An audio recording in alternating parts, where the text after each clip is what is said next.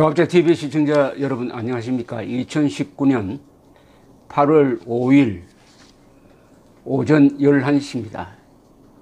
오늘 이 증권시장이 흔들렸습니다. 코스닥 지수는 오전 10시 30분, 10시 19분 현재 2.58%가 내렸습니다. 그러니까 15.88포인트가 내렸습니다. 599.82를 기록해가지고 600선이 붕괴되었습니다. 2017년 3월 11일 이후 2년 6개월 만에 처음입니다. 코스피 지수도 1.66% 33.11포인트가 내려가지고 1965.02를 나타내고 있습니다. 이것도 2016년 12월 이후 처음입니다. 그리고 환율도 오르고 있습니다. 이게 지금 한일 갈등을 반영하는 것인지는 조금 더 검토해야 되겠지만은 그것보다도 특히 이 안보 불안과 영향이 있는 것이 아닙니다.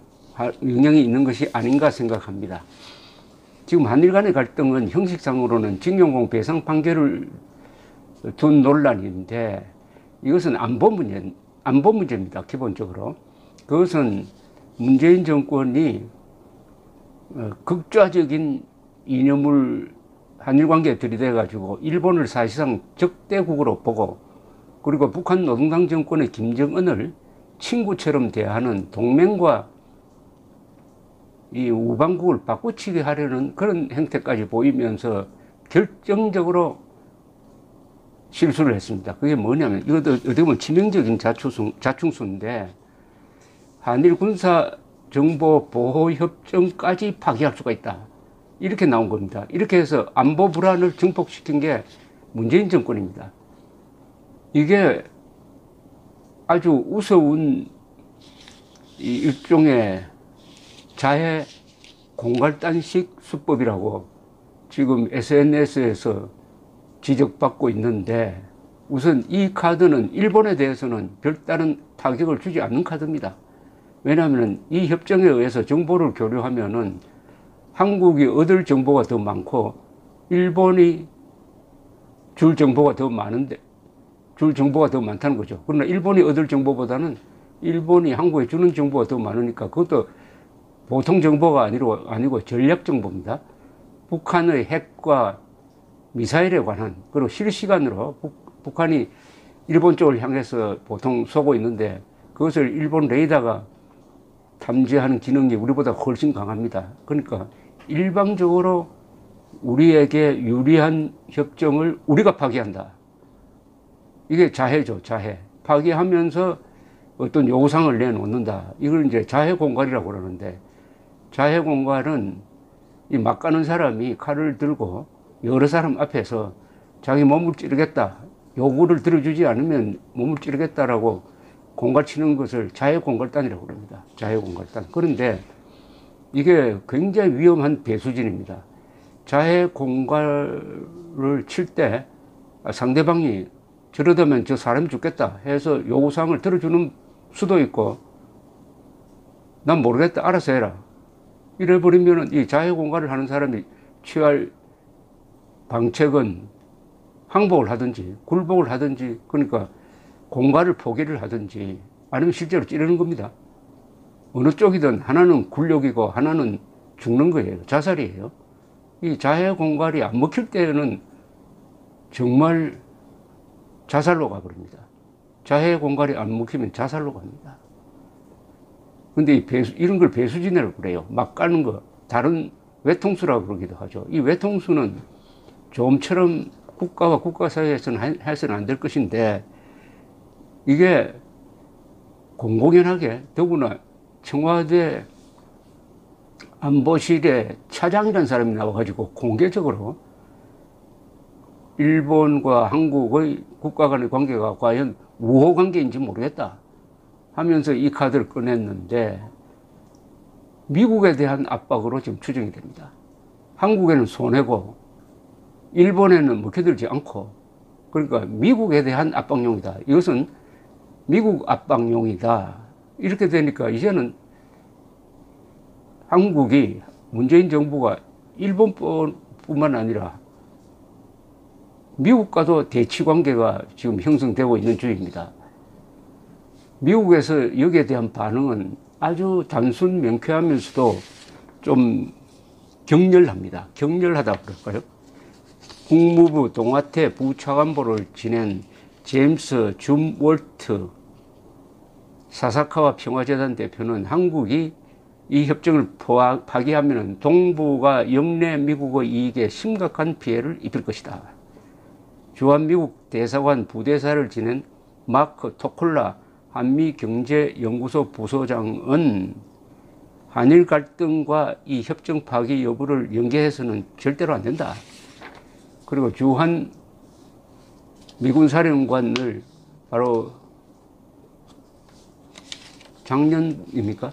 지냈던 이 브룩스 전 대장은 이것은 미국의 국가 이익에 대한 도전이 된다. 그리고 합참의장을 지냈던 멀리인 같은 사람도 이것은 한국, 미국, 일본의 삼각동맹에도 영향을 준다. 스콧 스나이더 미국 외교협회 선임연구원은 미국의 중재를 이끌어내기 위해 지렛대로 활용하고 있는 측면이 있지만 동맹정신에 반하는 행동이다. 그리고 마이클 그린 NSC의 동북아 담당 관료 출신, 요새는 조지 타운 대학 교수, 이분은 이렇게 되면은 미국의 여론이 한국에 등을 돌리게 될 것이다. 그리고 스나이더 선임연구원은 미국은 한일 군사정보보호협정을 협상카드로 보지 않는다.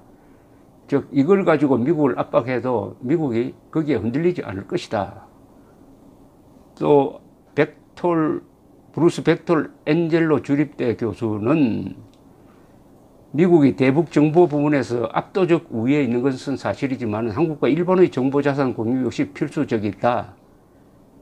특히 일본이 가지고 있는 막강한 정보 수집 능력은 군사위성 5개, 우리는 하나도 없습니다. 이지스함 6척, 탐지거리 1000km 이상의 지상 레이더 4개, 4기, 조기 경보기 17대, 해상 초계기 110대 등 다양한 정보 자산을 보유하고 있고 이걸 통해서 수집한 정보를 한국과 공유하고 있다. 또 일본 안에 제1조선인 총연합회 즉 조총련이 있어가지고 인적 자산, 인적 정보 자산 또한 상당하다 이렇게 이야기를 했습니다. 주한미군 특수전사령부 출신 데이비드 맥스웰 민주주의 수호재단 선임연구원은 협정 철회 시사를 하는 것만 해도 한국의 외교적 고립을 자초하는 자충수가 될 것이다. 자, 이제 섣불리 이걸 꺼냈다가 이제 미국의 반발을 받으니까 그야말로 한미일 동맹에서 고립되는 모양새입니다. 폼페오 장관이 막판에 지난 주말에 중재하는 신용을 했는데 별로 거기에 성의가 없었어요. 일본은 중재를 아예 받아들이지 않았고 한국은 기대를 한 것으로 보입니다. 또 NHK 보도에 의하면은 일본 외상에게 폼페이오는 한일 관계 갈등에서 일본이 취하고 있는 입장을 이해한다는 뜻을 전했다. 뭐 이런 뉴스가 계속 쏟아 나오고 있습니다. 그러니까 이게 잘못 뽑은 칼이에요. 그런데 문제는 한 보름 이후에 재연장 여부를 결정을 해야 됩니다. 가만히 있으면 그냥 연장됩니다. 근데 굳이 이것을 깨버리면은, 그 다음에는 우리 국민들은 이런 생각을 할 것입니다. 깨야 할 협정은 따로 있다. 남북 군사 합의서를 깨야 한다. 북한의 요사이 미사일, 상시적으로 이루어지는 미사일 도발은 이건 분명히 9.19 군사 합의서 정신 위반입니다. 깨야 할 것은 남북 군사 합의서다. 그런데 왜 엉뚱하게 한일 정보 보호 협정을 깨느냐?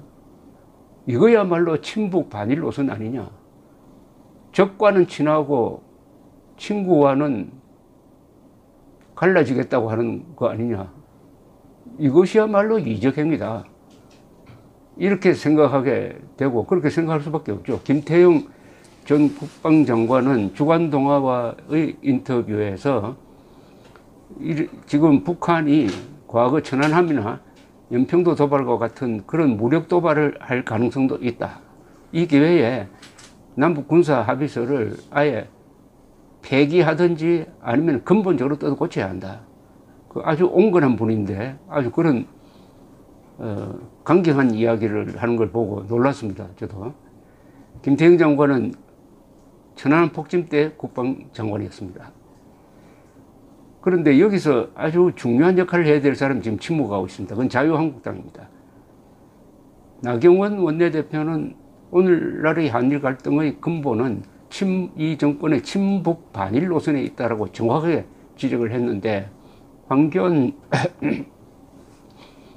대표가 자유한국당의 집약된 의견을 내어놓지 않고 있습니다. 즉, 이 정보협정 파기에 대해서 자유한국당은 개별적인 비판은 하지만은 과연 당론으로 반대를 하느냐, 당론으로 반대하더라도 거기에 상당한 조건을 걸고 강경한 입장을 취하느냐, 그게 불분명합니다. 지금은 입장이 정리되지 않은 것으로 보입니다.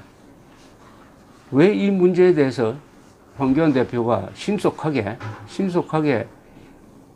반대 입장, 한미일 동맹은 지켜져야 하고 그것의 핵심인 한일 군사 정보 협정은 반드시 지켜져야 하고 남북 군사 합의서는 파기해야 한다.